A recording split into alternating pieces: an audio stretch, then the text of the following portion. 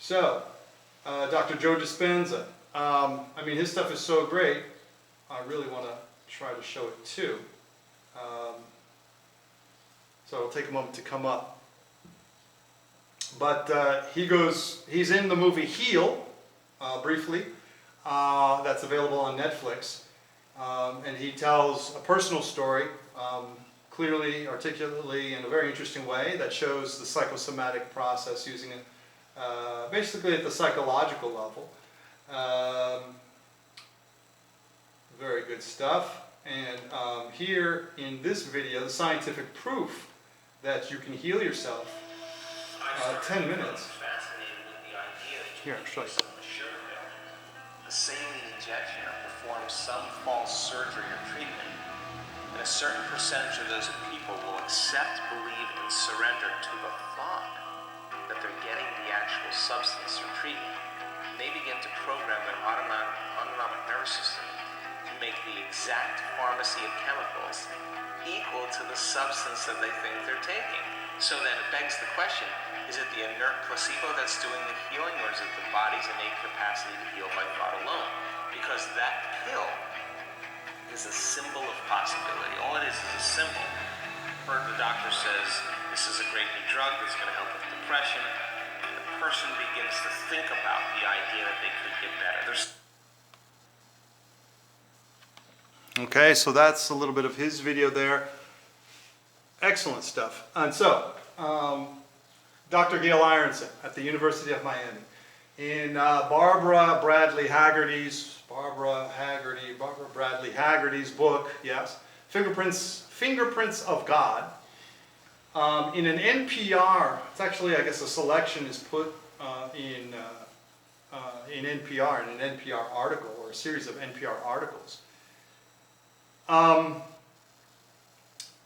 Ms. Haggerty interviews Dr. Ironson about this HIV study, with the final conclusion being that HIV patients with the HIV virus, were evaluated in terms of their belief and practice in God, and whether that view of God was of a loving God, a benevolent God, or not, or if they felt abandoned by God. So it's kind of a less than secure view of God, an insecure view of God, or a negative view of God, or something.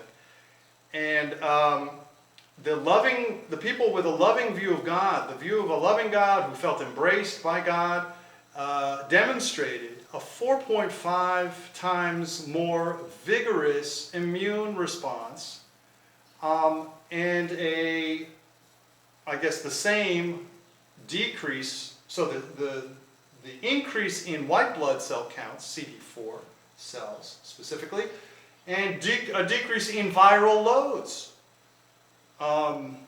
in an inverse fashion, right? So in relation to that belief. That's her reported finding in Ms. Haggerty's interview. And I found an audio kind of conference of Dr. Ironson that includes Dr. Ironson on YouTube. So I encourage you to go check that out, and I'll also take a look at it, and maybe I'll do something more later with that.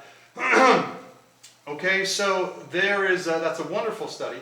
And related to that, a colleague and collaborator of Dr. Ironson is Neil Krause. I guess he's a PhD at the University of Michigan School of Public Health. And in a Harvard conference of 2014, also available on the internet, Neil Krause refers to 3,000 studies that demonstrate the positive effects and benefits of religion on physiology, right? Love that precision of terminology to suggest and indicate relationships, right? I mean, there are negative potentials given a negative view and a negative experience of religion. So that, I don't want to deny that or make that unclear. But I want to emphasize the positive benefits of the right kind of religious and other and God-related relationship views and experience that can be learned and that can be pursued. So, also there's Dr. Alyssa Rankin, similar thing. Mind over medicine, scientific proof you can heal yourself. Talks at Google and other ones, many other ones, along with Dispenza. So, excellent material. I really want to emphasize. And testimonies of healing as well are on the internet. And should I go now? Well, I guess I'll wait because I want to get to the policy stuff and just go over that in a little bit of a update. And kind of aggregation, putting it all together here. So,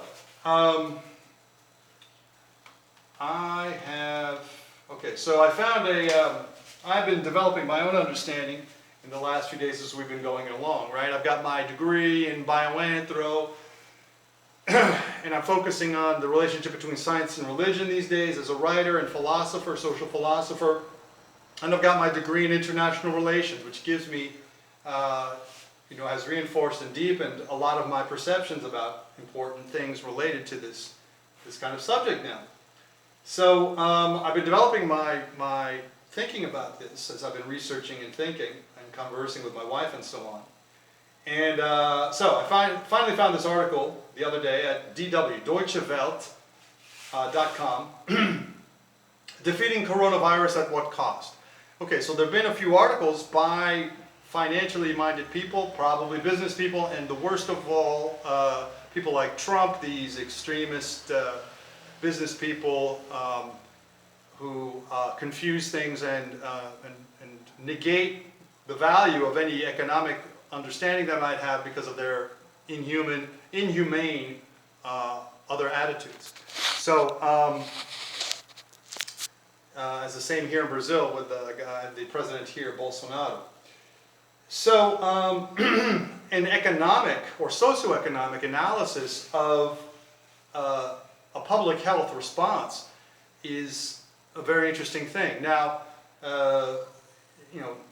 people I usually like to side with, the progressives, the leftist types, are demonstrating their own sort of ideological reflexes in embracing all, heart and soul, as if it's a medical order to engage in a total quarantine. All right, so I'm going to stop this segment. See you in a moment. Thanks. Just a moment.